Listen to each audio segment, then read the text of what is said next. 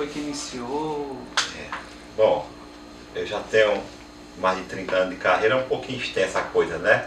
Mas iniciou para valer mesmo em 87, né? Foi quando eu retornei de Recife, eu morei em Recife em 86, e aí eu voltei em 87, fiz vestibular lá em Recife, na Federal, para Sociologia, fui aprovado, mas foi justamente, coincidiu com a época que eu estava nessa coisa de crescendo o interesse pela arte. E aí eu abandonei esse projeto de Sociologia, que era um projeto realmente sério meu, queria fazer Sociologia, mas aí a arte falou mais alto, entendeu? Então eu voltei de Recife e aí resolvi realmente dar início a essa carreira de artista, a contragosto da família, especialmente meu pai, né, que não tinha esse menor interesse que eu fosse artista. Na verdade o sonho dele era que eu fosse médico, e aí eu disse a ele que eu não seria médico, poderia ser qualquer coisa, menos médico, né? Então quando eu fui para Recife, eu fui com essa intenção de ser qualquer coisa menos médico. Mas aí foi aquela coisa, né? A gente entra em contato com o mundo da arte lá em Recife, né? Também foi uma época que saiu várias publicações sobre desenho, sobre pintura, saíram nas bancas, né? Regularmente, e eu comecei a colecionar. Eu já desenhava desde moleque, fazia história em quadrinho, né? Desde menino, me lembro fazendo história em quadrinhos. E aí a história em quadrinho ficou de lado, mas o gosto pelo desenho continuou, mas era aquela coisa de diversão. Mas eu fiz o Instituto Universal Brasileiro, que era um curso por correspondência, e aí eu dei uma aperfeiçoada no desenho, dei uma boa melhorada no desenho, né? E daí eu vim com essa coisa de fazer desenho, eu fazia charge para o jornal da escola, eu era o chargista, eu era o desenhista, me chamavam para fazer vários desenhos, vários cartazes, tal e tal. Mas era aquela coisa mais por brincadeira, era aquela coisa mais de diversão. Mas foi em Recife que eu comecei a me interessar seriamente pela arte, né? E aí foi isso, voltei para cá, querendo trabalhar com desenho, querendo trabalhar com pintura, né? Eu tinha a prática do desenho, mas não tinha a prática de pintura. Então foi a partir de 87 que eu comecei a desenvolver a prática de pintura, né? A minha primeira tela foi no finalzinho de 86 para início de 87. Então eu fui desenvolvendo, voltei a Recife em 88, por insistência da família, que eu queria que eu fizesse uma graduação, que eu me formasse em alguma coisa. Tentei arquitetura sem interesse, na verdade, mas por pressão familiar, né? Aí viram mesmo que eu não estava mesmo interessado em fazer um nível curso superior, e em 89 eu voltei para cá. Bom, aí fui praticando minha pintura, fui me envolvendo com os movimentos artísticos aqui, né? E a coisa foi crescendo, desde lá eu venho praticando meu trabalho artístico, sempre nessa linha, desenho, pintura. Em 97 eu passei a lecionar, porque eu passei 5 anos e meio trabalhando com meu pai numa loja de calçados, me dedicando ao desenho e à pintura à noite, quando podia, né? Geralmente era uma coisa muito sufocante, cansativa, porque eu chegava cansado de um dia de trabalho numa loja, tomava um banho, jantava e ia para o meu ateliê e ficava ali fazendo alguma coisa até 10 horas, 11 da noite. A gente é novo, a gente suporta, né? Às vezes eu ia até 3 horas da madrugada, por exemplo, essa tela aqui do cavalo, teve uma parte dela que eu tive que trabalhar até 3h30 da madrugada, né? A parte das nuvens, eu me lembro até hoje, essa pintura das nuvens, eu tive que trabalhar nela até 3h30 da madrugada, porque eu fazia uma coisa, não me dava por contento, apagava, limpava a tela, começava de novo. E aí foi assim, né? Trabalhando de madrugada, né? Nesse período que eu estive na loja. Mas em 96 eu resolvi sair, né? Em 96 eu resolvi sair, aquela coisa, a ânsia de ser artista falou mais alto e eu resolvi retornar a dedicação exclusiva ao desenho e pintura. Em 97, Luiz Carimai, que foi um artista muito importante aqui em Juazeiro, não só pelo seu trabalho, mas pela sua influência no meio artístico, né? Ele assumiu a Secretaria de Cultura, por uma pressão nossa, nós artistas nos organizamos, fizemos uma pressão em cima da administração Mauro Sampaio, para que ele colocasse um secretário artista, né? E aí Carimai foi empossado secretário de Cultura, E como ele assumiu a Secretaria de Cultura, ele não pôde mais dar atenção ao curso que ele mantinha, né? Ele dá um curso de desenho e pintura lá onde era o Centro de Arte, lá no Irajá, né? Era lá que ele dava curso no final de semana. E aí ele me chamou para substituí-lo no desenho e chamou Lourdinha para substituí-lo na parte de pintura. Então foi a minha primeira experiência como professor de arte, minha primeira prática como professor. E desde então eu passei então a combinar essa parte de professor e artista, né? Teve uma pausazinha, eu passei um tempo sem dar aula, mas em 2002 eu abri meu próprio curso, né? Em 2002 eu abri meu próprio curso em clave artística, que eu mantenho até hoje. E em 2011, acho que foi em 2011, eu entrei na URCA como professor substituto, né? Então, essa é a minha prática como artista, como professor. Me filiei à corrente surrealista, digamos assim, né? É uma maneira de dizer, porque como dizem alguns, o surrealismo acabou em meados da década do século XX, né? Em meados do século XX, mas a gente tem uma preferência artística, né? E minha preferência artística sempre foi o surrealismo. Kalimai mesmo foi um artista que me influenciou muito, embora ele mesmo dizia, eu não sou surrealista, né? Ele não se intitulava surrealista, mas não podemos ignorar a influência surrealista na obra do Kalimai e em mim também. De lá para cá, outras influências foram se juntando, pop art, né? O que é que eu posso dizer mais de influência? O impressionismo, né? A arte impressionista. Mas assim, eu nunca abandonei meu lado realista. Assim, a linguagem realista que está subentendida na linguagem surrealista e na pop art está presente até hoje. Então eu venho produzindo dentro dessa ótica, né? Combinando surrealismo, combinando realismo, combinando impressionismo, combinando arte fantástica nos meus desenhos. Sim. Muita coisa da arte fantástica também, artistas como Franco Frazetta, Boris Vallejo também são influência minha, né? Sim. E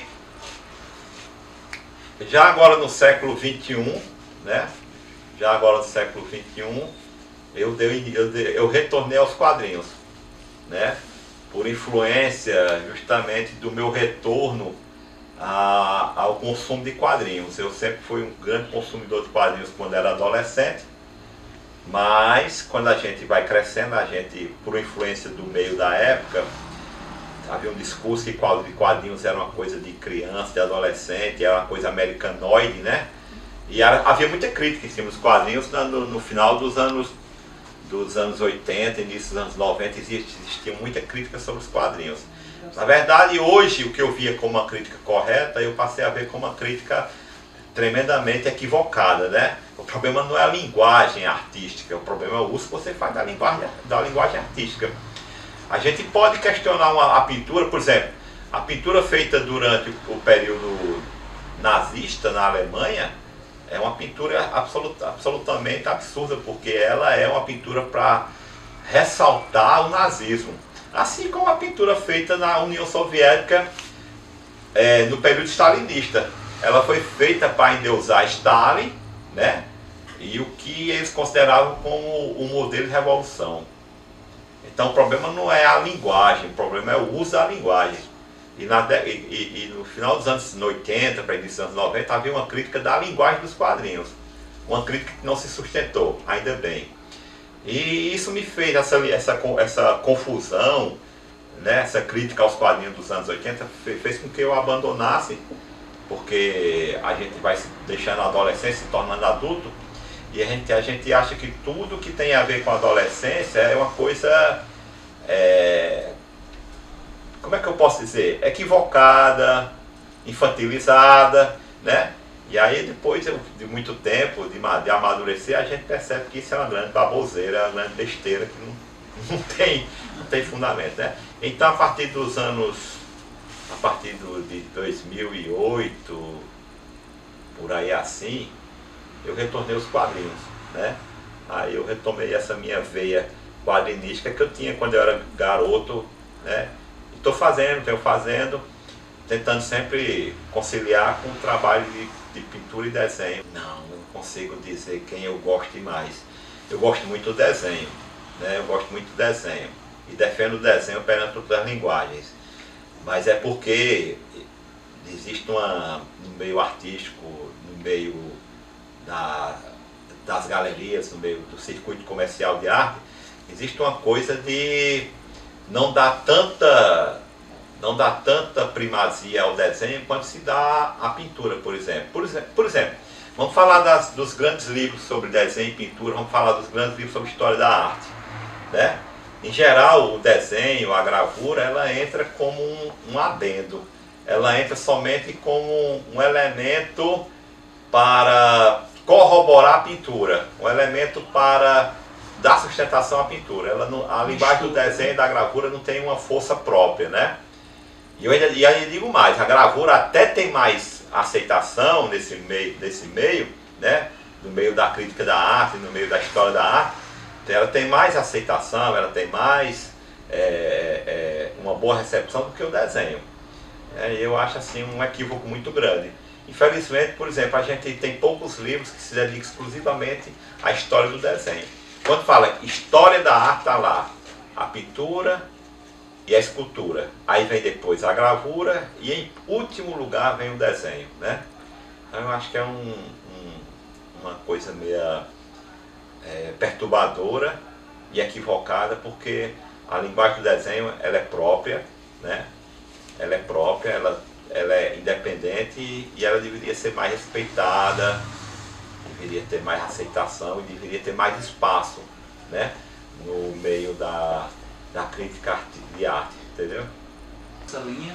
Bem, meu trabalho em geral é uma crítica à sociedade, é uma crítica à política, né? É uma crítica ao modelo de sociedade que nós temos, né? Perverso, desigual, né? E eu está sempre presente em meus trabalhos. Evidentemente que tem uma parte que escapa a isso, né? Eu faço desenhos ou pinturas de nus femininos, né? Já fiz alguns trabalhos de arte fantástica que não tem uma relação direta com isso, mas se alguém olhar com mais atenção vai ver que tem um pouquinho. Não é o elemento chave dele, mas tem, né? Em geral eu comento muito sobre a sociedade, né? De um ponto de vista muito crítico. Eu acho que o artista ele tem que apresentar a sua opinião sobre o mundo, né? Entendeu? Eu acho que isso é importante. Agora eu acho que isso não é rigorosamente o que deve ser feito. Assim, por exemplo, se Chico Buarque fala sobre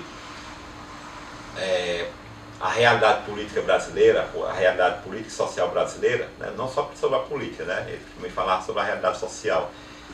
Eu só acho que o artista ele deveria ser mais integrado ao mundo que ele pertence, né? Em geral, os artistas eles vêm da classe trabalhadora, classe média. Evidentemente tem artistas também que vêm do meio rico, né? De uma sociedade mais abastada, né? Mas em geral a gente sai do meio da classe média ou da classe trabalhadora. E eu acho que o artista deveria ter um papel político mais importante, entendeu? Até mesmo porque a arte é ainda a parte da sociedade, a parte do bolo, né?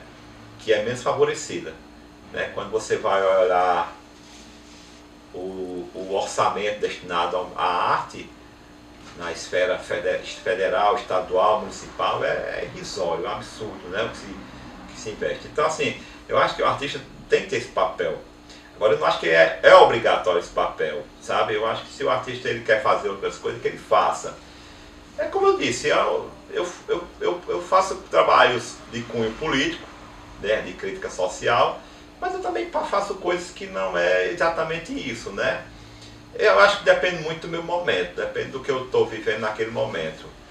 Então assim, eu sou um cara politizado, né?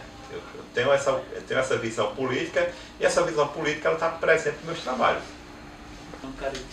Eu não posso ignorar a evolução que houve, né? Lá para cá houve grandes mudanças. Mas se há grandes mudanças por um lado, por outro há permanências, né? O que eu acho que o que é que eu acho que avançou? Avançou, por exemplo, a participação, né? Assim,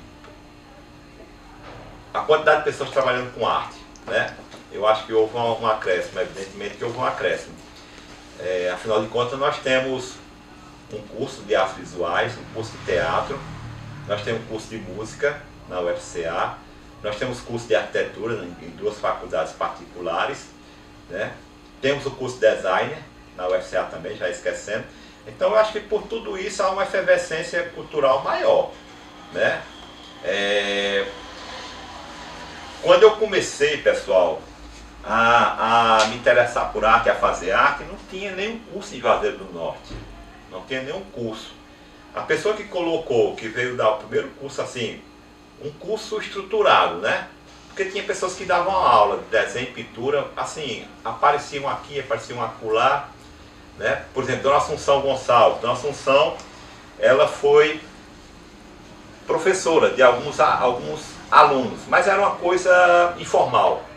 Ela dava uma aula, quando aparecia alguém que queria aprender, ela se prestava a dar essa aula, mas não era um curso, tinha um curso montado, né? Então, quando eu comecei a desenhar e a pintar, não havia ninguém dando aula aqui. Quem começou a oferecer um curso de desenho e pintura foi Carimai. Primeiro pelo Senac. E depois por um convênio da URCA e da Prefeitura Municipal de Juazeiro do Norte, né? Eu fui estudando por conta própria. Então, o surgimento de cursos aqui, né? Carimai, depois meu curso, né? Que a gente deu em parceria, eu e Lutinha, substituindo Carimai, como eu já disse. Esses cursos, né, foram surgindo, certo? E hoje já existem vários profissionais dando curso de desenho e pintura, de escultura, talvez de gravura, além dos cursos que eu já falei, né? Que são cursos de universidade ou de faculdade. Então isso ajuda a efervescência cultural, né? Aumentar. Então isso é um aspecto positivo. O aspecto negativo que eu acho é que, infelizmente, o investimento em arte e cultura por conta do serviço do setor público, municipal, estadual, federal, isso praticamente não alterou em nada. Isso não mudou em nada, né? E a coisa continua praticamente do jeito que era. Tem a outra parte que não cresceu, na verdade uma parte que regrediu, né? Nós tivemos nos anos 90 algumas pessoas que se propuseram a investir no mercado de arte, a comprar a arte, né? A revender a arte. E esse, infelizmente, não foi uma experiência bem sucedida. E aí essas pessoas que tentaram investir em galeria de arte aqui, né? Fecharam suas portas e não houve novas tentativas, né? Bom, Noel Rosa já dizia que samba não se ensina no colégio, né? Ele quis dizer com isso que aprender a fazer samba não é necessário você entrar na escola, não era obrigado você estudar e sair da maneira mais formal. Mas assim, quem quer ser artista, eu digo uma coisa, eu vou dizer minha experiência própria. Eu tive que aprender sozinho. Por que é que eu não fui fazer um curso com Carimai? Tem uma explicação para isso. Eu tinha medo da influência do traço de Carimai. Na minha época, praticamente você tinha dezenas de Carimai espalhados por Juazeiro. Porque quando ele começou a dar aula, era notória a influência do traço dele. O traço de Carimai é um traço muito peculiar, dá para ver pelas obras que ele tem aqui. O traço dele era muito peculiar. Acho que não dá para quem já conhece a obra de Carimai, não dá para chegar no local e ver uma obra dele e não reconhecer. É impossível você não reconhecer uma obra de Carimai. Então, eu fiquei com receio de acabar sendo influenciado pelo traço dele. Eu não vou dizer que eu não tive influência do traço dele, que eu tive, no início eu tive, né? Eu tenho um desenho aqui, que é dos desenhos que me restaram dessa época, é um desenho que tem um traço muito grande da influência dele, né? E eu tive outros desenhos que eu cheguei a vender, que se perderam por aí, que eu rasguei e joguei fora. Então, para preservar meu traço, eu preferi manter meu autodidatismo, né? Preferi manter meu autodidatismo, com esse receio. Mas eu recomendo a quem quer, sabe, se desenvolver na arte, que entre num curso, certo? Que entre no curso, faça uma faculdade de preferência, porque é bom você ter um diploma, é bom. É bom porque, por exemplo, você não consegue se sustentar como artista, viver de vender quadros ou fazer qualquer outro trabalho que tenha a ver diretamente com tua arte, né? Fazer alguma coisa que tenha um ganho financeiro, né? Que você possa se sustentar diretamente da tua arte. Então é bom ter um diploma. Por quê? Porque, por exemplo, uma escola precisa de um professor de arte, você está lá com o seu diploma. A universidade precisa de professores, está lá teu diploma, para você concorrer a uma vaga. Então eu aconselho um curso, sabe? Se você não quer fazer um curso superior, tem cursos como o meu, né? Que não são cursos formais, no sentido de dar um diploma, mas você pode aprender, né? Então eu recomendo isso. Agora, se você não quer fazer um curso, tudo bem, você quer ser autodidata, bom, estude. Mas estude com seriedade, né? Se você quer ser um desenhista, um pintor, de uma linguagem mais figurativa, estude desenho de figura humana, estude de luz e sombra, estude perspectiva. Bom, estude todo o conteúdo de desenho, todo o conteúdo de pintura. Foi o que eu fiz, sabe? Foi o que eu fiz. Como eu não tinha professor, eu fui atrás de material, né? Agora, é um caminho mais difícil? É. O autodidatismo é um caminho mais difícil, mais demorado, sabe? Porque você não tem um professor para dizer, você está errando, cara. Tu está errando aqui. Está errado. Olha aí teu desenho, olha aí teu traço, olha teu sombreamento, né? Olha o jogo de luz e sombra. Está precisando melhorar. Então vai aprender, vai melhorar isso aqui. Então a falta de professor fez com que eu tivesse que avaliar, me autoavaliar constantemente. Mas autoavaliar-se significa que você vai avaliar sobre a sua própria ótica. E aí você não sabe se você realmente cometeu erros, né? Eu tenho um livro aí, de Philip Hallowell, que eu usei muito com meus alunos e uso ainda, onde ele mostra que ele estava errando e não percebia o erro dele, né? Inclusive do ponto de vista técnico. Ele mostra um trabalho que ele tentou fazer com aquarela e não tinha a menor noção como é que se usava aquarela. E ele quis usar aquarela como fosse óleo, né? Ele mostra um desenho que ele fez que os tons estão equivocados, né? E é interessante que ele não tem pudor de mostrar que ele, como aluno, como iniciante, ele errou, né? Então, assim, o problema da gente aprender por conta própria é esse, né? E ter um professor, ele vai te mostrar como você está se saindo. E é isso que eu faço com meus alunos. Como agora há pouco a gente estava conversando agora, né, antes de começar a entrevista, a gente estava falando. Eu vejo o aluno errando, eu vou lá e corrijo, né? Se eu percebo que ele não conseguiu realmente se desenvolver, percebeu o erro sozinho, eu vou lá e corrijo. Porque eu acho que é uma covardia o professor ver o aluno errando e deixar ele no erro. Eu estou lá para ensinar ele. Eu estou lá para mostrar o erro que ele está cometendo. Senão ele fica sozinho estudando em casa, por conta própria. Se for autodidatismo, então ele vai fazer isso por conta própria sozinho em casa, né? Eu sou daquele professor que eu não vejo que o aluno está no curso para ser autodidata. Ele está no curso para ele ter um professor que possa encaminhá-lo, ajudá-lo a superar as dificuldades dele. Foi isso que eu fiz, foi isso que eu faço, e é isso que eu faço no meu curso, né? Eu faço isso, vejo o aluno errando. Então, o que eu posso aconselhar é: entre no curso. Se não quiser entrar no curso, quer estudar sozinho, faça com seriedade. Agora, o caminho é demorado e é cheio de percalços, tá entendendo?